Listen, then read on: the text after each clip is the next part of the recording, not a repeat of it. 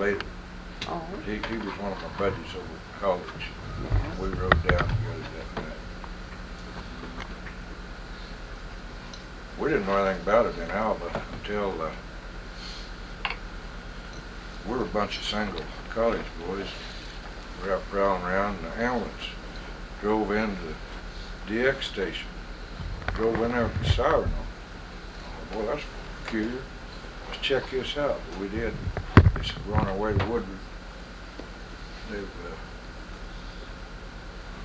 They've asked for all the help we can send them, so we just followed them down.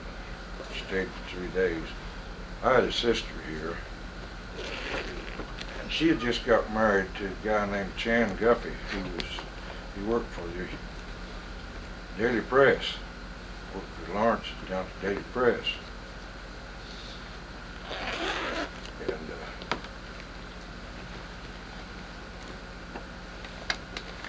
I found her, and she was all right. First found her apartment, and it was gone. She was worried about her silverware, so I get an old pillowcase, go up there picking up silverware. Darn near got arrested. Had to do some fast talk. Ready? Mm-hmm. This is November 23rd, 1987. This is Joe, Todd, and Berenice Jackson, and an interview with Jack M. Annis in Woodward, Oklahoma. So, where were you born? Born in Topeka, Kansas, May 27, 1927. My parents came down to Harper County, Oklahoma. Shortly thereafter, I was probably a yearling or something like that when they came in here. Who was your father? My father was George F. Annis, Jr.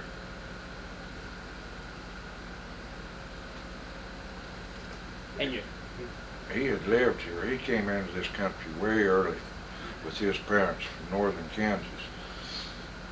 And he was here in the 90s, sometime in the middle 90s or whatever. And then a year or two before I was born, they moved back to Topeka, and then 2 or 3 years they moved back. So all I remember was Oklahoma. Yeah. Who was your mother? Her name was Ethel Moreland, Moreland.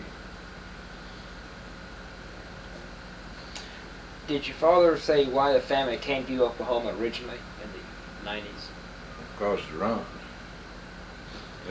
That tribe lived up in Osborne County, Kansas, which is way north. I guess it's almost straight north of here. But they loaded up a whole bunch of them, 4 or 5 wagons. He was a young kid, very young. His job was to drive what livestock they had.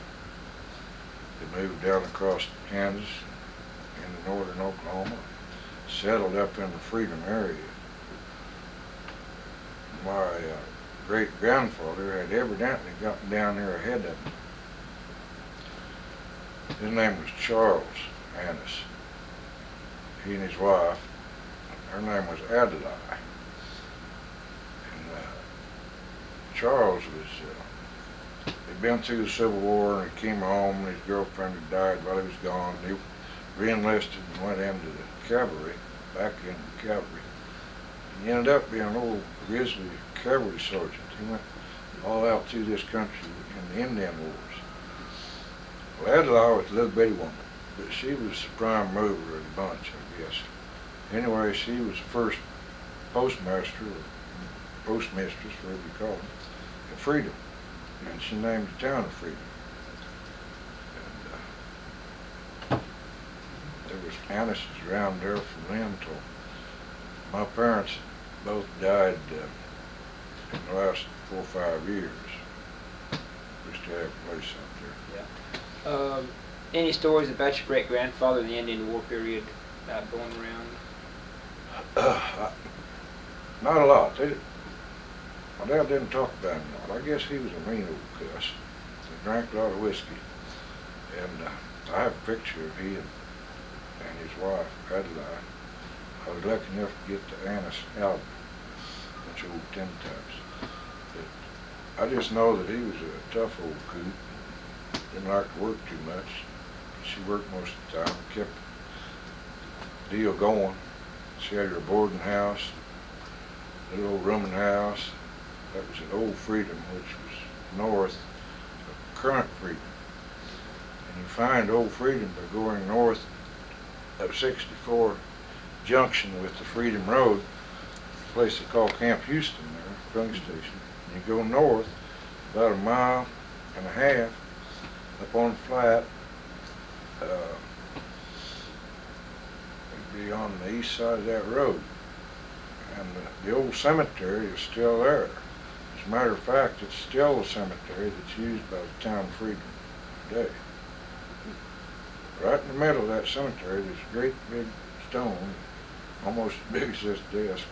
It's about that high, and it's got big block letters across it. It says Annis.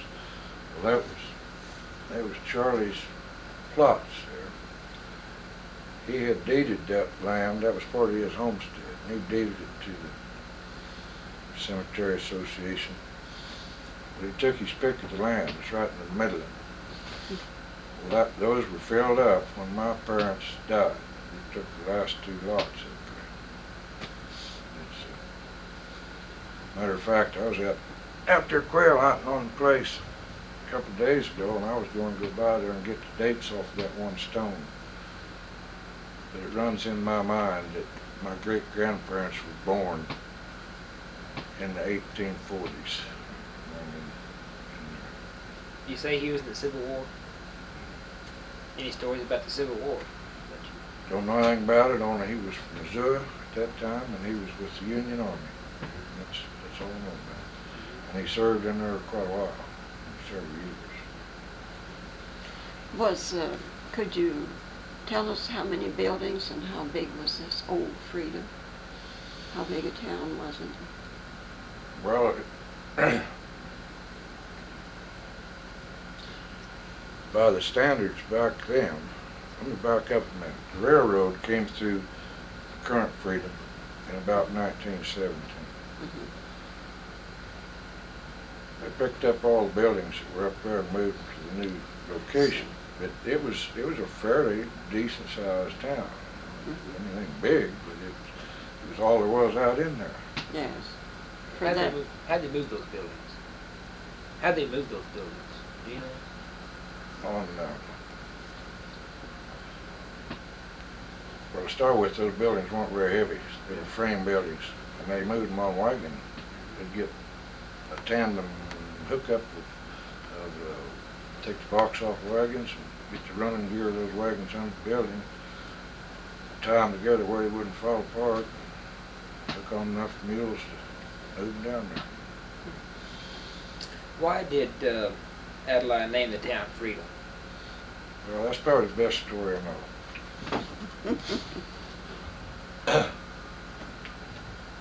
There used to be an old historian from Alva named Herb Gold.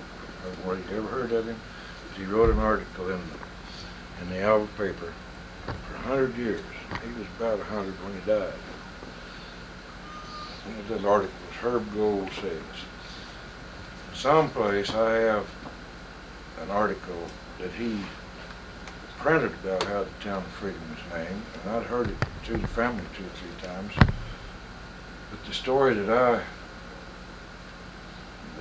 have is that after they got settled,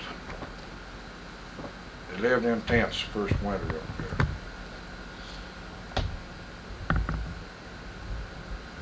And living in a tent, I guess there isn't much other place to go but out in the front yard.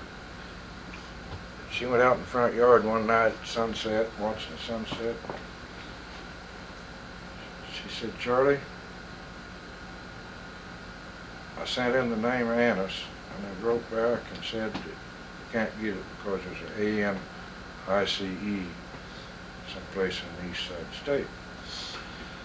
She said, "I've been thinking of a better name than that anyway." She said, "You know, it sure is freedom to get away from those damned outlaws up there in northern Kansas." So that's the way the town of Freedom was named. What kind of work did your father do? He was a rancher. Rancher. As a small boy, what chores did you do in the ranch? Rode a horse a lot. Milked a lot of cows. And if there was very much farming to do, I had to do that because my dad didn't like that farming. But we did raise enough to feed through the winter. And he'd drill wheat for the express purpose of using it to graze. And if it went ahead and made and matured, that was just like finding it in the street. But his long suit was cattle and horses. We always had too many horses around. How large a ranch did your father have? He leased a lot of land, and he would lease this tract or this tract. But generally, when I was growing up, it would be, we would have between 2,000 and 3,000 acres. And how many head of cattle would that run? Well, out in that country, we figure about 10 acres of grass to take care of one critter.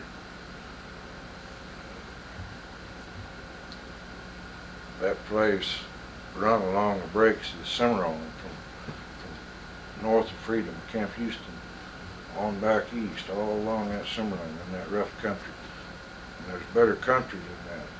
There was some pretty big canyons and a lot of gyp and a lot of rattlesnakes. I don't know. That herd buried all the time. I know there was always plenty to do. And my uncle, I had an uncle over in Woods County named Clarence Ames, my dad's brother. He was a big operator.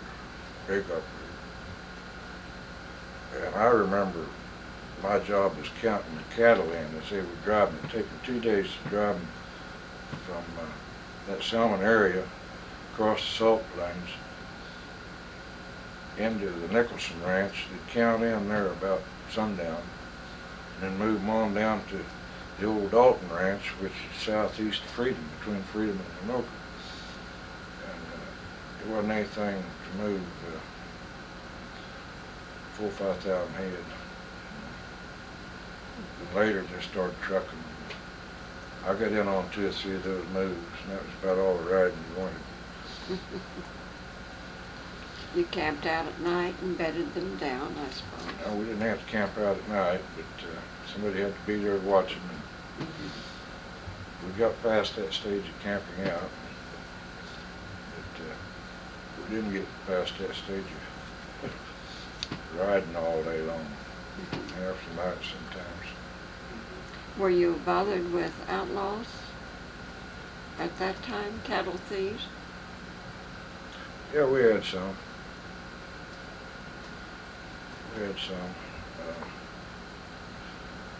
I'm not sure we had as many then as we do now, though. There's quite a few of them out there now. What about the Indians? Did they No, there bother? wasn't any Indians. No Indians. Indians was all south of us, down in Sealing country. That's about as close to us as there's many Indians. Otto Barbie worked for, I think, the Dalton, or the name that you gave, Dalton? Ranch, when he was a young boy. You don't remember hearing his name, I suppose. Your father mentioned him. He'd be about the age of your father. Otto Barbie? I knew Otto Barbie. Oh, did you know He him? was a judge out in Beaver. Well, his father. His father, well, I knew his father then. Yeah, very well. I was instrumental in forming this Northwest Oklahoma Royalty Owners. And Otto Barbie was the first president of that Judge Barbie. Yes. A guy named very well. Why was that organized? 66. Why? Oh, there was a definite need at that time for the man on the street, the farmer, the rancher, whomever, anybody that had minerals, was just coming into its own. And there was a definite need for education. And it was organized as an educational non-profit corporation. It still is. Is Get that into still leasing and damages and the rights of the royalty owners. That's still in operation.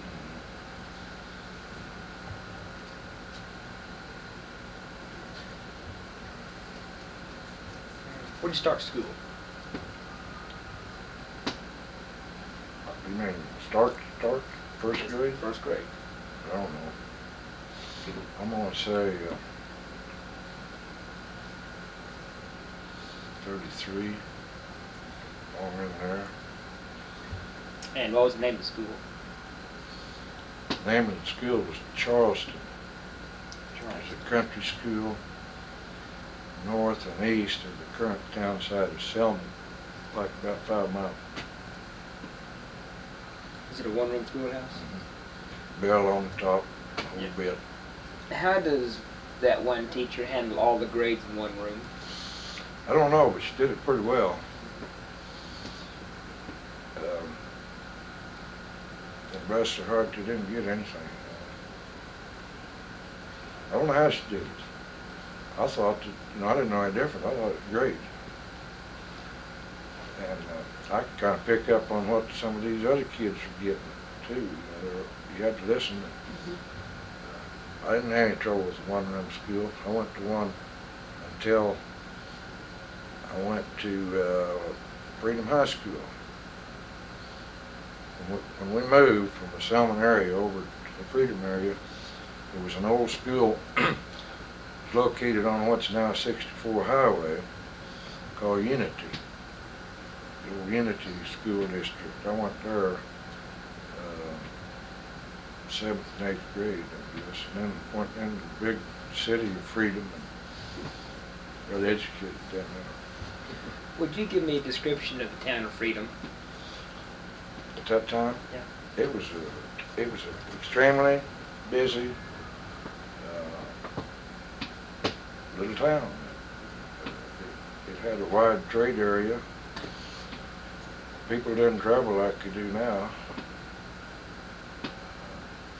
Some of that time was at the outbreak of the war when there was rationing, so they stayed in pretty close, and they was lively. You could always go in Freedom and there'd be cars there, and on Saturday it was packed. You had to get around behind the buildings and find a place to park. And they had their wild Saturday night dances, which they were known for far and wide, and like Arnett is. Freedom's supposed to have one of the wildest dances in the country. I guess they still do. The law enforcement, closest law enforcement was 28 miles over to Alvin. They didn't come over there because the people in that west side of the county let it be known, and those people run for office, we call you if we need you. They was, so they'd respect that. And Freedom March take care of their own arguments. Go on. Kind of a different breed of cats up there. Tell me about those dances. Well, they're tough. If they tell you something, that's just the way it's going to be. What makes a dance a tough dance? I mean, they can get out there on a horse all day, or wrestle cattle all day, or fight all night. They're not just fighters. They're just pretty good, solid, down-to-earth people. But if they have to fight, then not one of them's afraid to. There are many bootleggers around Freedom? Oh yeah, we had our share. I suppose they could always get whiskey up there. A lot of right in that area, we didn't have one or two. Kind of the kingpins come out of Winoka on Saturday night. They'd come up the river and bring their, be loaded down with booze. And most all of it was not store-bought. It was bootleg. I remember I got in a damnest fight one night by stealing a pint of bootleg whiskey. Thought they were going to beat me to death. I didn't like anybody to get the whiskey. What'd you do for recreation besides the dance? There wasn't a lot. We used to, on Sunday afternoon, a lot of times we would get a gang together and ride over across the river to what's now Alabaster Caverns. At that time it wasn't lighted or anything. We crawled all over those things. And how we kept from getting snake bit. So much fall in a hole getting lost. We'd always get out of there. That'd take a good long Sunday afternoon, you know. There wasn't a lot of recreation. There was a lot of work, a lot of hours of work. Were there movies? Were there movies? Theater? Yeah, we did have movie in Freedom. We'd go to that once in a while. I think it only was open on Saturday night. So generally we tried to get to dance. But for some reason we couldn't do that. We'd go to the movie. Did you take part in the sports of the school? Yes. What was your favorite? Well, we only had two. We had baseball and basketball. And you played baseball till it snowed. And then you moved in. And when the snow went off, you moved back out. So we always fielded a good team in both of them because of that. They had football up there at one time, and they had a young man get killed, his neck broke, so they just said no more. They finally, years later, after I left, they started up. But at that time, that was it. Football and basketball. And I was very active in the FFA. I was on the livestock judging team, and we'd get to go to the city and go to the fair and judge livestock, get to go to Enid. That was fun. That was a fun deal. She didn't have to milk cows for a couple of days. What year did you graduate from high school? In 44. How many cows did you have to milk? Did your parents milk a lot of cows? Yeah, we generally had about 25 to 30. Oh, and you milked them by hand? Dad and I had a younger brother that wasn't old enough, and my mother steadfastly refused to go around the barn. And you separated the milk? I separated it with hand and sold cream, and that paid for the groceries, cream and eggs. And what'd you do with the skin of milk? Well, we generally had a bunch of hogs or a bunch of bucket calves or something. We didn't throw much out. We don't remember throwing any out. We give it to some animals. We couldn't use all of it. No. My dad, a lot of times, would go buy a bunch of these knot-headed little calves at sales they were cheap. And he felt like if he could raise one of them, he made money. So we fed a lot of them, 30, 40 of them. Different life anymore. People wouldn't do those things. Did your mother raise a garden and chickens? Yeah, she always had a lot of chickens. And a pretty good sized garden. What size family were they? How many brothers and sisters? I had one sister and one brother. My sister's 7 years older than I am, my brother's 7 years younger. She was married to this Chan Guffey I was telling you about. He was a newspaper man all of his life. After he left Woodward, went with the Oklahoma. He was city editor of Oklahoma for a while, quite a while. Then he formed his own paper, and it was called Guffey's Executive Journal. It was a little kind of Wall Street type paper that was printed in Oklahoma City and Tulsa. He sold that only 3 or 4 months ago. Well, I see somebody that writes for the Daily Oklahoman by the name of Guthrie. I read an article just not too long ago by a man by the name of Guthrie in the Daily Oklahoma. Or maybe it was in the Sunday paper. His name's Chan. Chan Guffey. As a matter of fact, he's the guy that got the word of the tornado out of here. He commandeered a car and drove down to Sealy because all the lines were down. The first thing he did was call the Oklahoma. That's probably why he got a job with him later. And then my brother is an engineer with Exxon down in Houston. So I'm the lone survivor up here. Do you still own this land that your grandfather? Yeah. Still in the family? Oh, that's great. It will stay there as long as I'm alive anyway. I don't know what for. I go out there and hunt on it once in a while. We have at least out to a fella that's a good, takes good care of it. So. Mm-hmm. That's good. In high school, was there any organized effort to support the war? To support it? Yeah. Well, there wasn't any organized effort. You just knew that you waited till you got old enough, and it meant you're old enough to join. We didn't have anybody that didn't do that. I know it. Did you have like the metal drives, collecting metal and all this? Oh yeah. Fuel? Yeah, and rubber tires, almost anything and everything. A lot of those farms up there lost a lot of old machinery with those iron drives. To the wore out machinery just been catching dirt, for years. That was all gathered up and taken to Do you know where that went? the. Probably went to Japan. Went to Japan. They threw it back at us. They're still throwing it back at us. So when did you join the Army? Oh, it was in 45, I guess it was. What did you do from the time you graduated at 44 until you joined?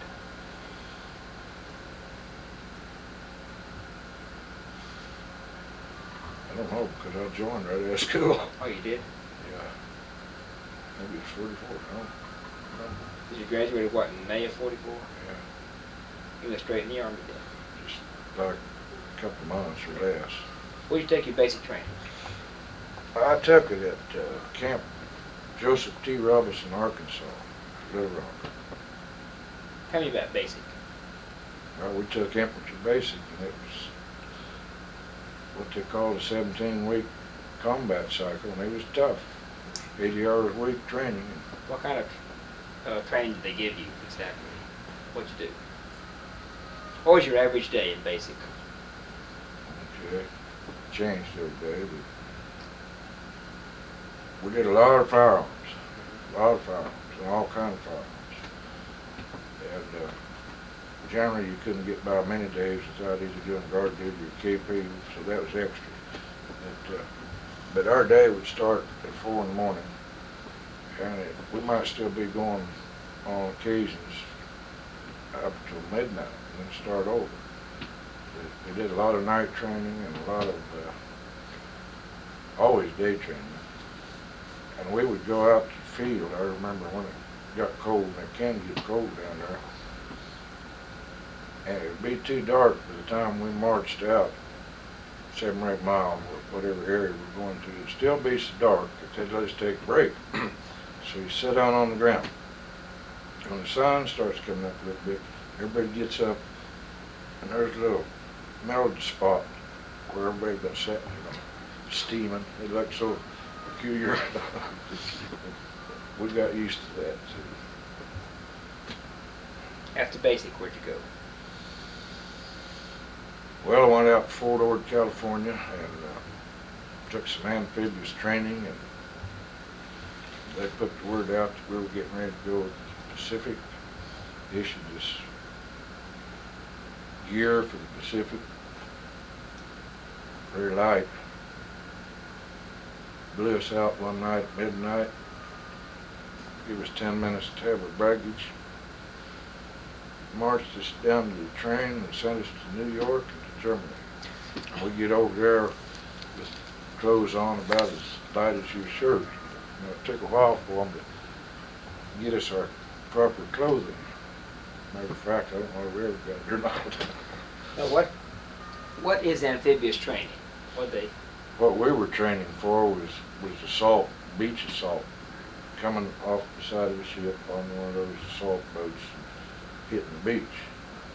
What they were doing all over the Pacific. That's what our amphibious training was. So you headed toward Germany. You left out of New York City? Mm-hmm. On what ship? Liberty ship called the Sea Perch. Sea Perch. Tell me about the trip over. What happened? Well, of course, I was a big old kid from freedom. It was everything was very interesting to me. I didn't know the difference. You know, they had about 2,500 troops on there, and they'd gone down in the holes in these ships and put a network of iron pipe in and then strung hammocks. So they were 5 long and 5 high. You tried to get up as high as you could because some of those guys in the medium had a tendency to get sick a lot.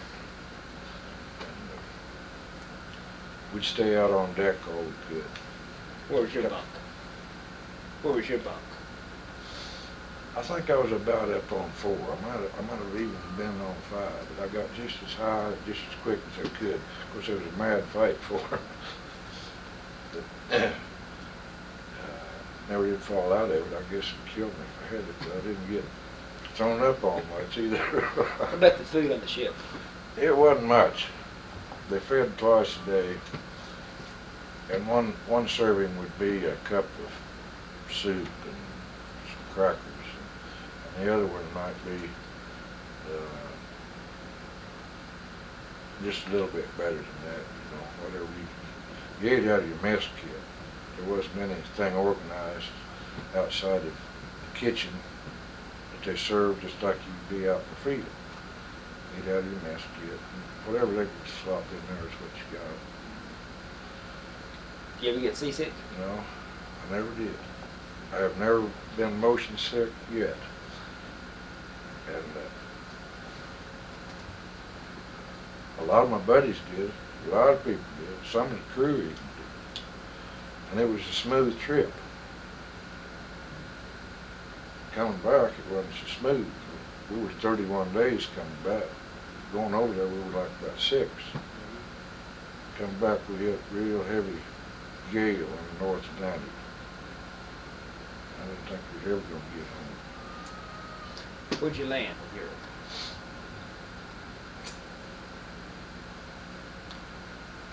We went into a place on the northern tip of Europe called Bremerhaven, and come down across to I guess the first time we stopped at all, we got to a place called Erlangen, which is northwest of Nuremberg, between Nuremberg and Frankfurt. And we went on into Nuremberg. And that's where I spent most of my time. Now, Bremerhaven was in Germany, isn't it? So those had already been taken? Or It had already been cleared, yeah. did you go in? It's up by Bremen. Yeah. Not very far from Bremen. Did you go into combat? No. Not as such. We did a lot of mopping up. Tell me about your mopping up operations. What you do? Well, Nuremberg was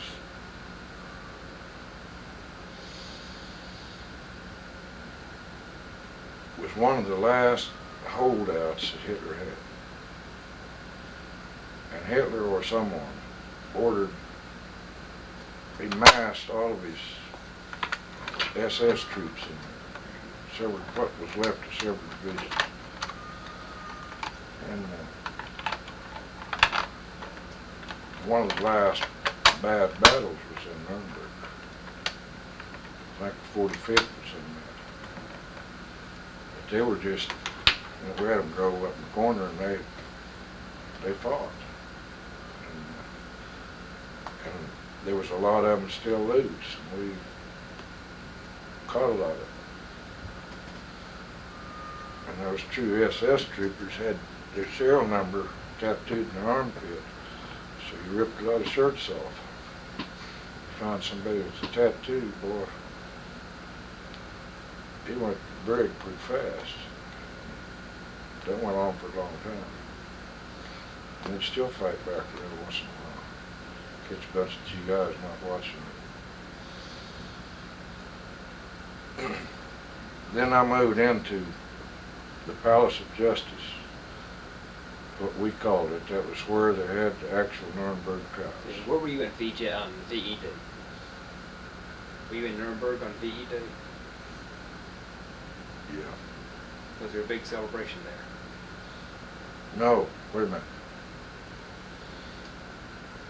I think we were in Erlanger.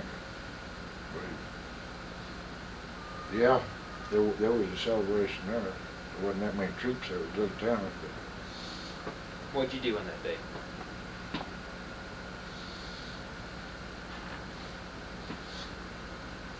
I probably drank a little beer, but I don't remember. Tell you the truth.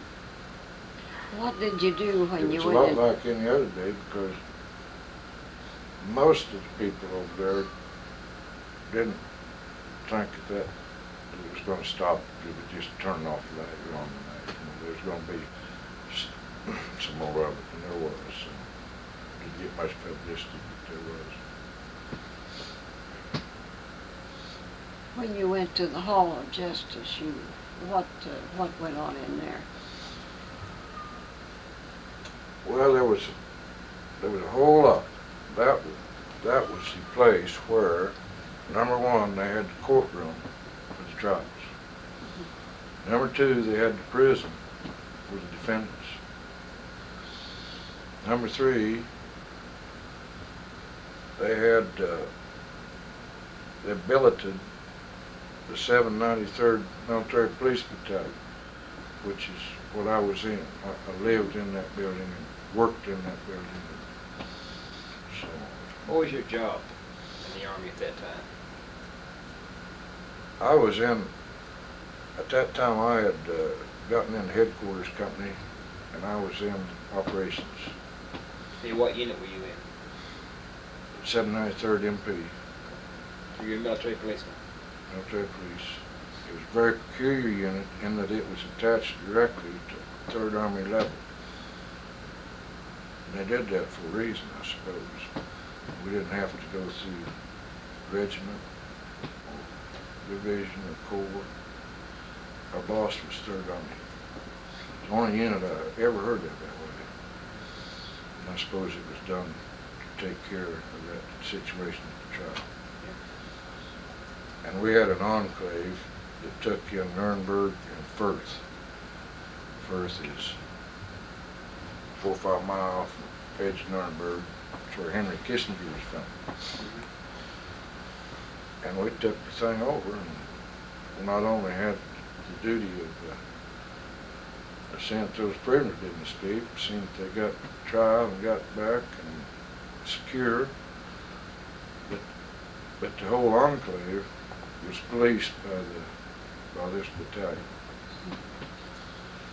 And they started moving some companies out, like there might be a company on the east side of the enclave and one on the north. But we always stayed, headquarters always stayed in the Palace of Justice. And what were your exact duties at the trials? What'd you do?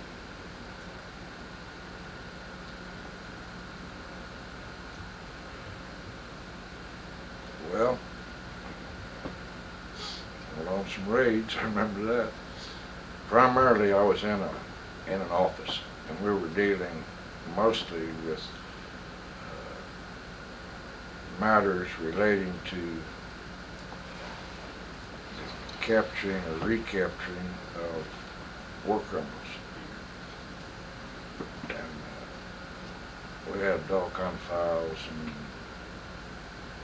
who was wanted first and who was wanted last, and we were giving it all priority. So you shuffle paper mainly, or what? Well, part of it was shuffling paper, part of it was, well, later I spent a lot of time with police departments, as what I was doing would be about what you would be doing in a detective unit in civilian police work. We were in and out. Did you know any of the big Nazis they had there? Did you get to Did know meet any? any of them? Yeah. Met them all. Tell me about it.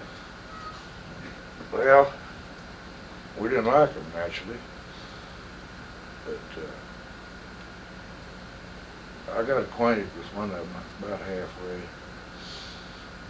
And I think it was either Keitel or Colton, but I don't remember which one it was.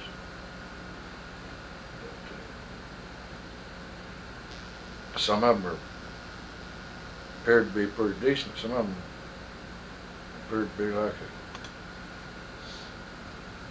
beast, you know. Like old Goring, he never admitted ever done anything wrong. Showed no remorse. A lot of them showed no remorse, but some of them did show too. And the ones that sold that to the tribunal got off a lot later. See, Goring committed suicide there in that building. How was he able to do that? Well,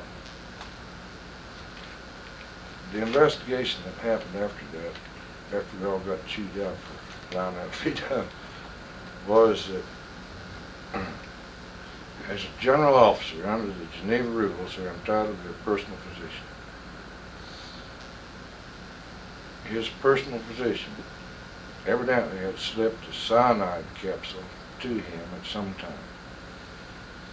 He'd taken that, put it in beeswax, and put it up under the lip in the stool in his room. And it stayed there till he needed it.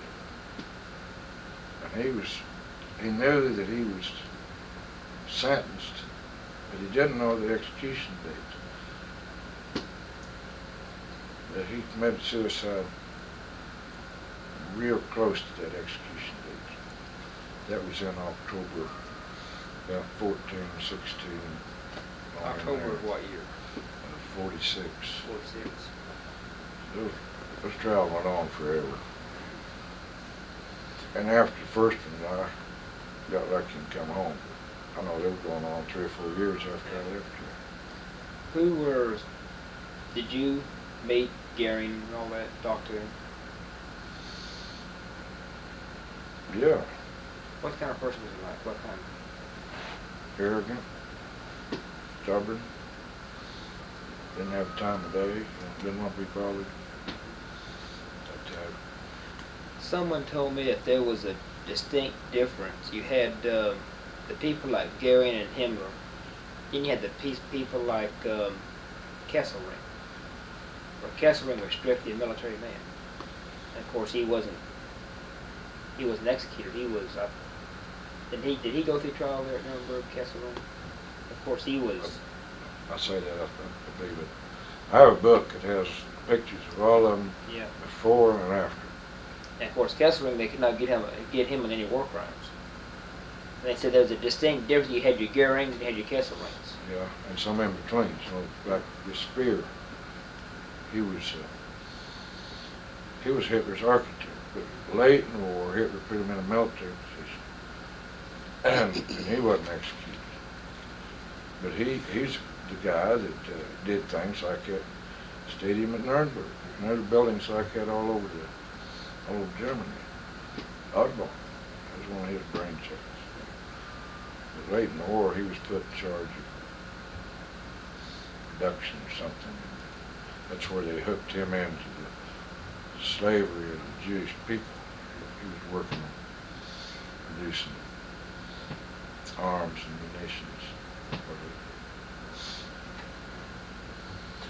Do you have pictures of those here? You said you had pictures. Do you have them here at your office? No, they're at the house.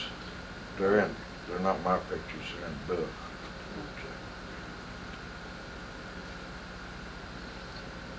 Were the trials at Nuremberg fair? The fair trials? Pardon me. Were the Nuremberg trials fair? I doubt it. I think we made a heck of a mistake. In what way? We set an international law precedent, and the shoe might be on the other foot sometime. And the people that judge us might not be as kind as we were to the Germans. I can imagine what kind of verdicts come down with the Russian tribunal. I say they weren't fair.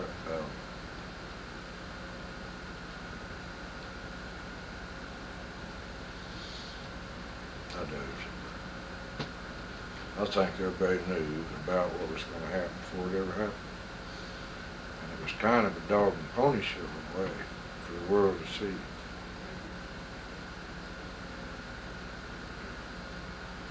But they did have some astonishing evidence against a lot of those people. Kind of hard to refute. What happened to Himmler? he, I believe that he blew his head off in the bunker in Berlin right after Hitler did. There's no way he was gonna. No, he, You know. no, he wasn't gonna fall into No, with the death camps and anybody's all that. hands. Yeah. Did you have a tour of the death camps? Did you tour the death camps? You know, Auschwitz and Dachau? I did. I went down to Dachau. Just once for now. Tell us about it. No, it was, I don't really want to know now. Bad. It was bad. Yeah. Very, extremely bad. Let me put it that way. Yeah, the air wasn't even fresh. We had to get miles away from there to get a fresh breath of air.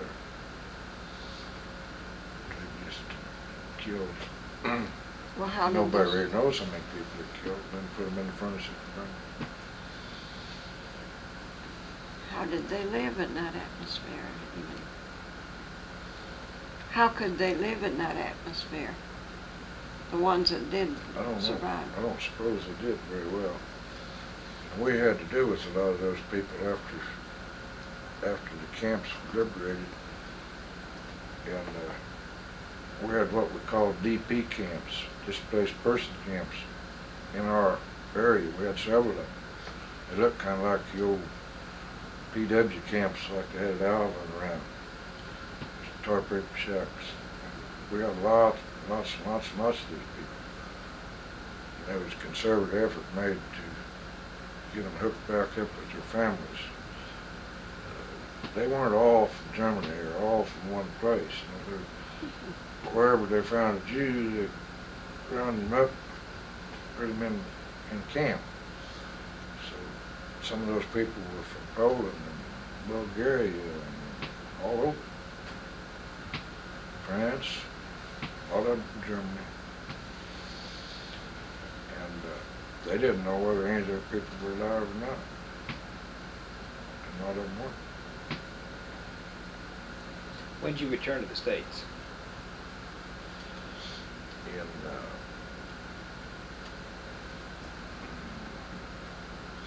the spring of '47. And how was the boat trip back? Well, I was on a hospital ship. On a hospital ship? Yeah, Why hospital ship? I don't know. But you weren't sick or I wounded, wasn't. though. I wasn't tore up. We were just lucky. And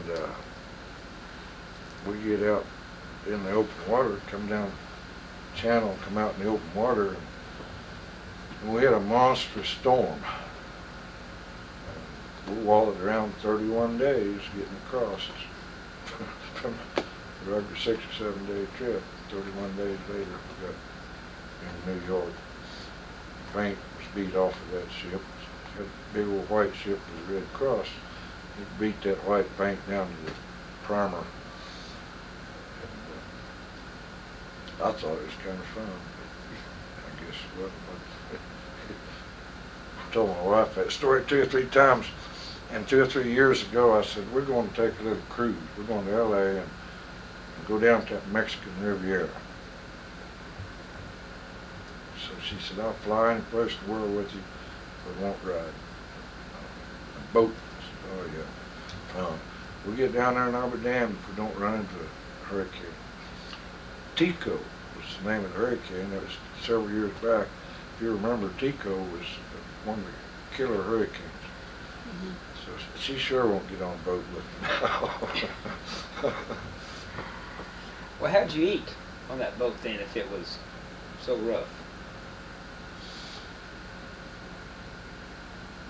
Well, sometimes you didn't. Sometimes you didn't walk either. You didn't move. And you slept with your arms hooked under the rails of the bed. And they had lifelines, rope lines, even down the interior hallways. And it was awful. Sometimes they didn't even try to feed. Were there patients on this hospital ship too, as Mhm. well as wounded soldier boys? Bring them back. Wounded soldier boys bringing them back. Yeah, this particular ship was an Army vessel. It had a lot of Navy personnel on it. And they were kind of running the show. They took care of what needed to be taken care of. We didn't have to do anything. That was great too. We had white sheets. First time in a long time. Did you pass Statue of Liberty coming back? Mm-hmm. What'd you think of it? I bawled though. It was about 1 o'clock in the morning. Everybody on board that ship was up, and everybody, there wasn't a dry eyed bunch, I suppose. Yeah, it was kind of a nice sight. You knew that you were getting back to solid land and getting back home. It was nice. So you returned to Woodward then? I went back to the place out in Freedom and almost immediately started in the Northwestern. Went to school there. What'd you study? I majored in biology and minored in speech and chemistry. That is so muddled up you probably couldn't even do that today. At that time you could get away with it. And I went to work on the police department there and worked all the time I was going to school on the police department in Alva. Finally got to be assistant chief. About a month after I graduated, the city manager from Woodward came up and had to talk with me. Offered me about twice as much salary to come down here as chief, so I came down here. Spent 3 years down here as chief of police. Then I went to work for the Department of Justice in Oklahoma City. Worked in the U.S. Marshal's office, Deputy U.S. Marshal. What'd you do? What were your duties at that time? We were all over. I worked in 44 states. We were all over. We never knew where we were going to be the next day. What does a Deputy U.S. Marshal do? Kind of like a sheriff. We served a lot of warrants. We transported a lot of prisoners. We saw to it that they got in and out of federal court, in and out of penitentiaries, took the pens. It's a lot like what a sheriff does. But it's mainly federal cases. All federal, I We guess. were all in federal Western. cases. Our area was Western District of Oklahoma, 37 counties. But in truth and fact, we were every place. That was just home. I might be in there 1 day a week. I might be in there 1 day a month. I might be there sometimes a week at a time. You know Fred Doherty? You know Fred Doherty? Yes. That certificate is probably the reason I have it, was Fred Doherty. Which certificate? That one on the south, Oh, KCCH. yeah. Yeah, I know Fred Doherty very well. Oh, yeah. Very well. As a matter of fact, I did quite a bit of work for him while I was down there. Still know him very well. Still belongs to some organizations that he's active in. He's a good man. Good man. When did you begin the study of law? Well, that's a story in itself. That's a peculiar one, too. At that time, most of those federal judges had one deputy marshal or one probation officer or one. I'll say this for want of a better word, but it's the truth, what we call a dog rubber. Well, I was Steve Chandler's, and he was, that's when I was in the marshal's office, and he was chief federal judge. And when he'd go out in the district, I'd always go out with him, and I'd open doors, I'd do whatever he needed done. And he liked to have a deputy marshal in attendance. He called me in one day and he said, "Jack, I've decided that you're going to law school." I said, "Judge, the TONE, Table of Organization, doesn't call for that. I'm over educated now for what I'm doing. My wife's pregnant. I'm getting money." He said, "You're going to law school. You're going to go out to OCU tomorrow and you're going to enroll." And I said, "What's my options?" He said, "You might not have a job." So that's how I went to law school. How'd you pay for it? Just worked. I worked every day, but about 2 weeks of all of my higher ed, not part-time, but every day, full-time job. And I have 5 kids. One of them graduated from the military academy at West Point. That was John. Matter of fact, he was the first Golden W winner here in Woodward. Wow. And Jackie graduated from here. She's now a flight attendant with American, based out of Dallas. Mike graduated from here. He is now working for Exxon. He has 2 engineering degrees and works for Exxon in New Orleans. And they still have 2 at home. I have them scattered out. And what year did the one graduate from West Point? 71. 71. And my youngest is 14, so you can figure that out. They're kind of, I had them in the 40s, 50s, 60s, 70s. Did he make Vietnam? Yes.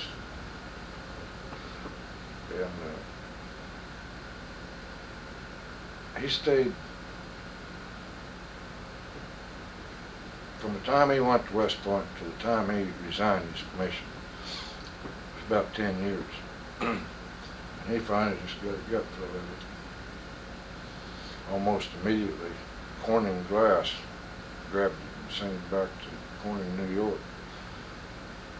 They were working on some of these re-entry heat shield things. And he's now with Caterpillar in Chicago. He's a design engineer for them on their machinery and so on. I'd like to get some more information. At Northwestern, did you live on campus or off campus? Both. Both. First year or so I lived on. In the dormitory? Yes. And then when you lived off campus, where'd you live? Across the street, around the basement, some old folks' place there. Tell me again about the tornado, what you did.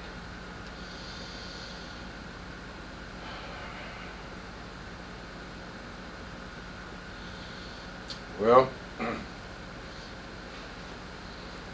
like I said, there was 3 of us out carousing around that evening. And we had been, in fact, out south of Alva watching the electric display. It was tremendous, something we'd never seen before. We'd all grown up here, just constant. We knew they were having a hell of a storm. Drove back in around the square and heard this siren and followed it. It stopped at the gas tank, and then we followed it on in Woodward. Did you know what was going on? Yeah, he At that told time? us at that point. And, when I got here, we had to come through Buffalo. The rest of these roads weren't completed, they were washed out or something. So we had to go to Buffalo and then come around through Supply, come in the back door. And I got to about where the Oasis is standing. That's as far as I could go. So I abandoned my vehicle and we started walking. I knew where my sister lived. She lived in the old Phillips Grocery Apartments, behind the old Phillips Grocery. Mm-hmm. I knew the address. Of course, all that down there was just swept out. Get down there and we can't find anybody. We finally keep walking. I think about the second church I went into. I think it was a Baptist church, might have been the Methodist. I found her, along with a lot of other people, huddled in there. And after I found out she was all right, we went on over to the hospital, the old hospital, and tried to make ourselves useful. We were to unload the ambulances that come in. Generally loaded back out before we left. We took all the furniture in the lobby and threw it outside.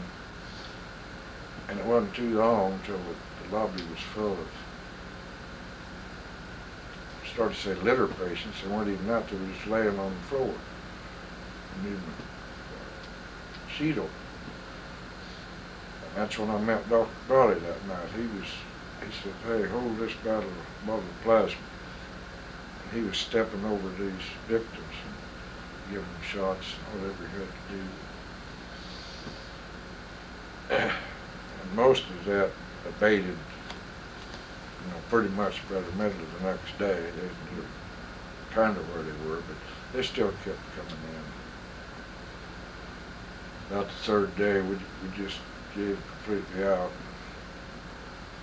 Got in that old Ford I had, an old 35 Ford. Got it back to Alva. I remember I had on a new pair of Nakona boots and a new pair of jeans when I came down here. And the boots were completely ruined, and the jeans were covered with blood. And after about 3 days, they smelled so bad that they got burned. As poor as I was, it just burned them. And I slept for 24 hours. That's basically what I know about the tornado. What's your sister's name? Nana Hope. She was a school teacher here at that time. Does she still live in Woodward? Lives in Oklahoma City. She's the one that's married to Guffey, Jan Guffey. But here, her name was Nana Hope Annis, and she was married here to him in the Presbyterian Church. And what's her name in Oklahoma City? Guffey? Mm-hmm. G-U? G-U-F-F-Y. I'd like to interview her about the tornado. Yeah, she can tell you a lot of things. Is she in the phone book? He lived out in Northwest Estates, 150th and Western. And what's his first name? His first name's Chan. Chan Guffey? Yeah. Be listed as Chan Guffey? You've probably seen that little paper he put out. He was down there for 30 years. Guffey's Executive Journal. Yeah. That's who we're talking about. Okay.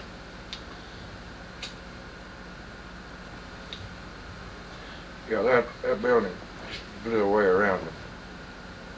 And he got her out, and they had a basement of some type, but it had an outside door that was locked. So they laid next to the door, and that building disintegrated all around them. And I don't think either one of them was cut. It might have been scratched, but the building was completely gone. The floor was there.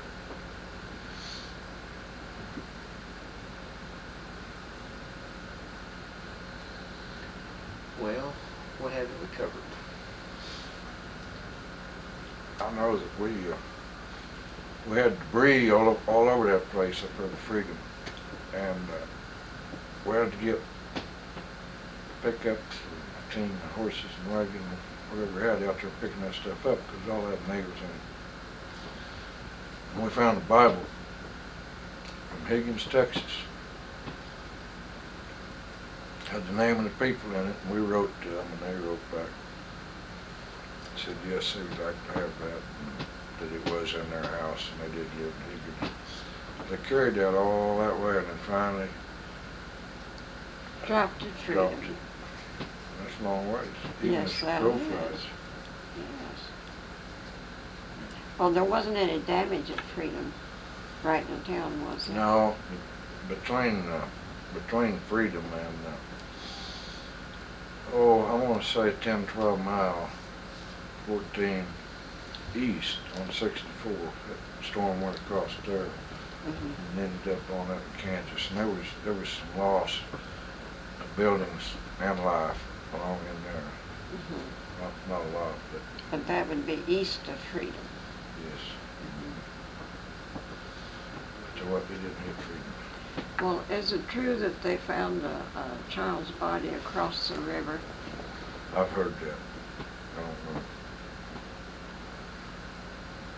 One thing I know for sure is 52, when I came down here as chief of police, when the cloud come up, there'd be a mad scramble to these schools picking up these kids. It was one of the big, it would probably cause more wrecks and problems than the tornado. They're really gun shy, I'll tell you. Is there any evidence the tornado left to the town? Has it all been cleaned up? Is there anything left? All the foundations, walls cleaned up that you know of? I think there's some foundations over behind. You know where John D's saddle shop is? I think there's some foundations back in behind that. There's still some vacant lots that have never been built on them. And the other day, I think I saw some old foundations out there.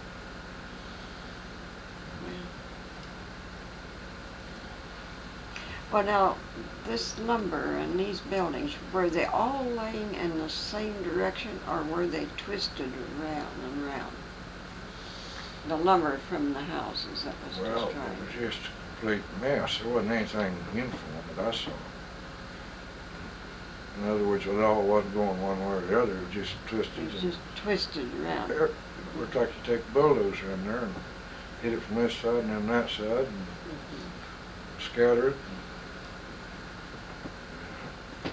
We interviewed, or I interviewed a man that talked about when Logan blew away. And they called it a tornado, but he said, Berenice, he said, the buildings, the lumber was all laying one direction. He says, to me, I think that was a straight wind. We have some of those. They had one in England not too long ago. Matter of fact, we got out of there we were over there for 3 weeks and got home a week before that hit.